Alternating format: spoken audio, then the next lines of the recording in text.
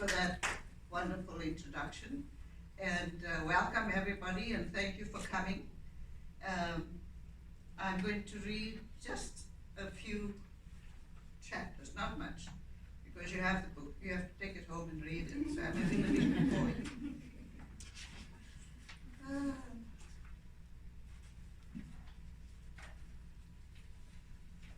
I will read from chapter 1, which will describe where I was born.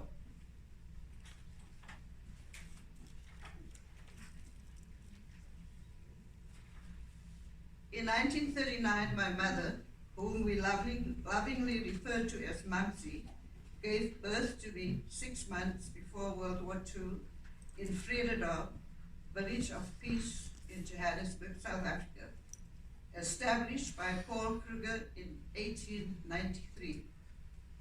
It was one of the oldest communities and the first multicultural suburb, located between Braamfontein and Brixton cemeteries and close to the city center.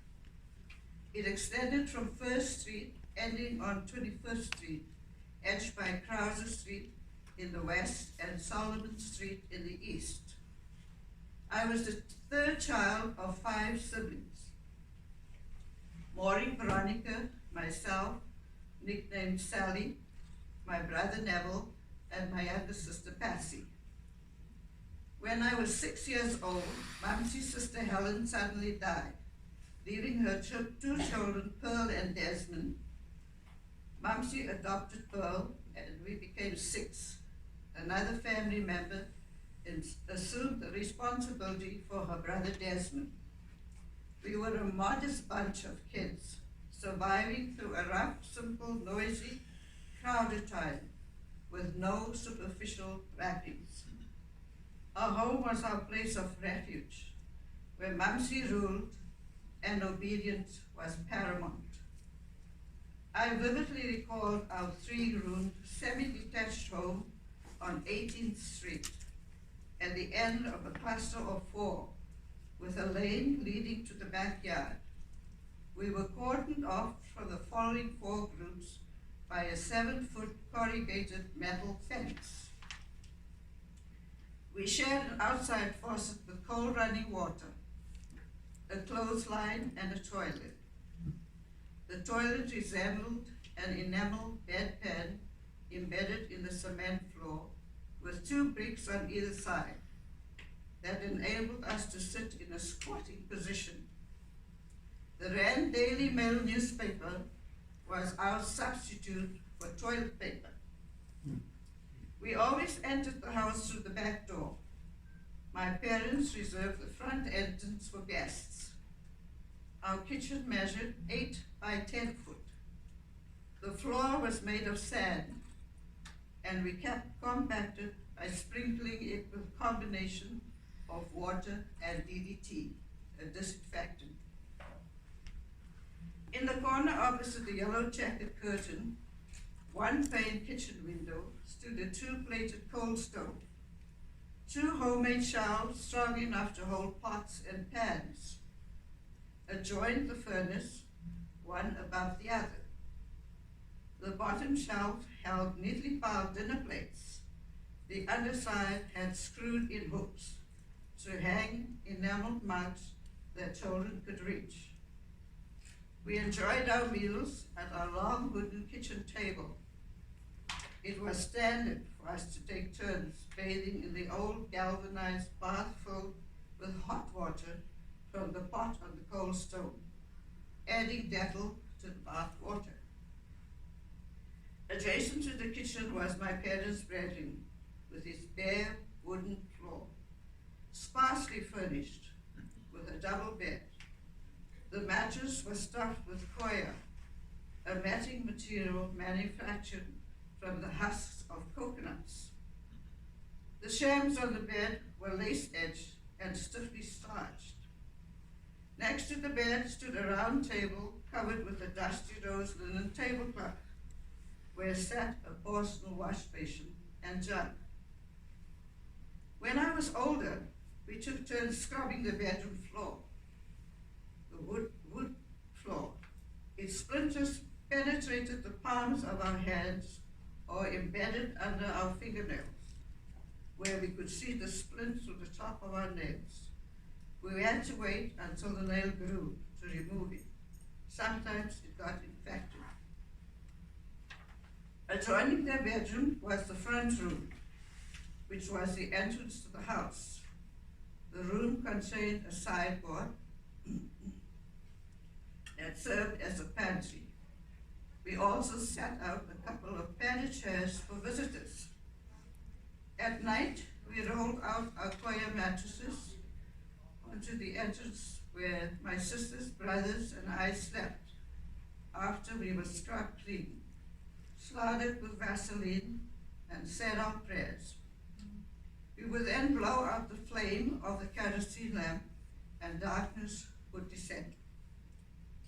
My parents left for work at 6 a.m. each workday. My father worked at the steel manufacturing company and my mother in the garment industry. My grandfather, my mother's father, and two uncles, Oscar and Leon, lived next door.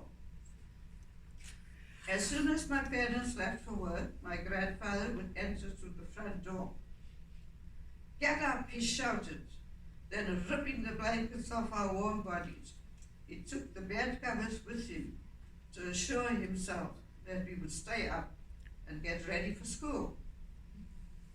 My two elder sisters, Maureen and Veronica, prepared breakfast, comprising of cornmeal porridge or matapila porridge, a brown malted sorghum that was always lumpy. I'm going to have some water here.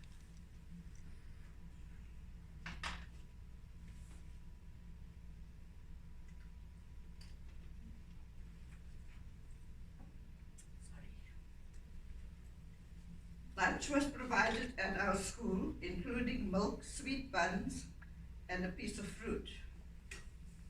We had black bean soup served from a large bucket, ladled into an enamel mug during the winter months. I always lingered at the back of the lineup.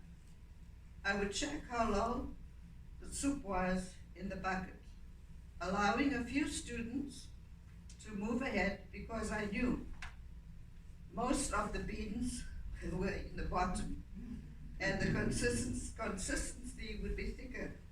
It filled my belly until I got home. An obese woman, Mrs. Kumar, and her family occupied the first house in the cluster of 4. Her obesity prevented her from walking. Instead, she sat at the kitchen window, looking through, observing the backyard's ins and outs. When her daughter Asa had a baby, there were no throwaway diapers during this time. Instead, toweled napkins were the custom. These napkins had to be washed daily and hung out to dry. Mrs. Kumar kept an eye on the clothesline and the sky, and as soon as she noticed any threatening cloud, she bellowed out, "Asa, the black clouds are coming. Bring in the piss blankets." Our neighbors, the Samadin family and the Kumar family, were Muslim. During their holy month of Ramadan, they fast from dawn to dusk. So when the Muslim wives prepared their meals for the immediate 8-hour cessation, the aromas of curries and jasmine rice and the baking of sweet pastries permeated the air. As is the custom, they prepared extra food to share with their neighbors during this time. We always looked forward to their cuisine, spicy flavors. During Ramadan, sometimes I would visit Mrs. Samadin to watch her prepare a special meal for her family. If I liked a particular dish, I made mental notes. Muslims are not allowed to eat any food cooked in Christian home. In the Muslim religion, they believe gammon is unclean. Solly, an alcoholic, lived on the other side of the corrugated fence. He owned a vervet monkey with a silver grey body, a marked black face and white ridged eyebrows, feet and tail. His genitals were vividly colored, namely a red penis and a blue scrotum that my grandfather, referred to as the blue-assed monkey. Solly tied the monkey to a long metal chain to run along the metal fence, showing its long canine teeth. When Solly was inebriated, he unchained the monkey, allowing it to terrorize the neighborhood, attacking the dogs and cats. Terrified, we all stayed indoors until the monkey was tied up. When I was about 5 or 6 years old, locusts invaded South Africa, blackening the skies.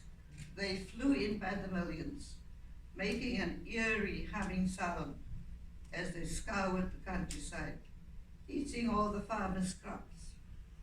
They stuck to our windpanes with their spindly legs, peering at us with bulging eyes. It always reminded me of the plagues from the Bible stories. Mumsy baked scrumptious coconut tart.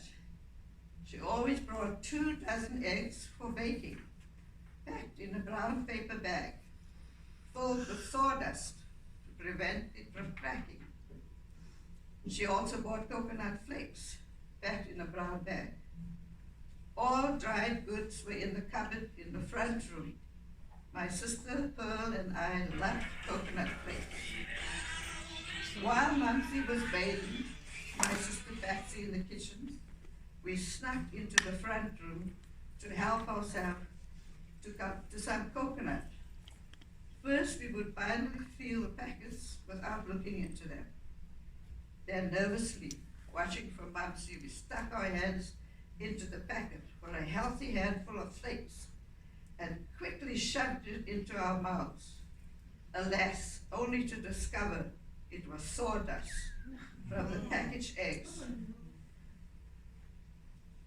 Gagging and coughing and trying to breathe, we must have looked ridiculous. Mumsy kept her composure, chuckling.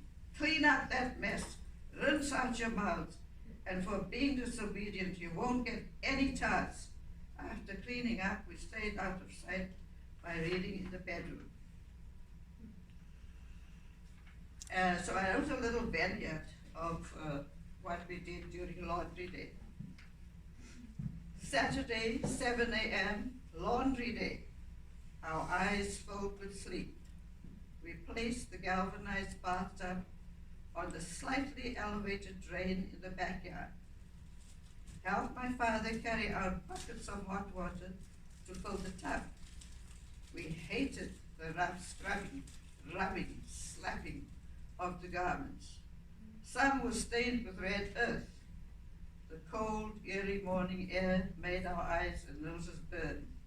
Slap, slap, rinse, then hang to dry. The bathtub emptied for the next load. Steaming bed sheets reeked of caustic soda. Wooden clothes pegs held laundry on the clothesline. I longed to muse as the sunlight streamed through the slits of our backyard fencing. We were the sons and daughters of the deacon. Scrub, slap, rinse, hands bleed. Breakfast called. The wind blew wet laundry billowing on the clothesline. I looked back at what shaped us then and still does.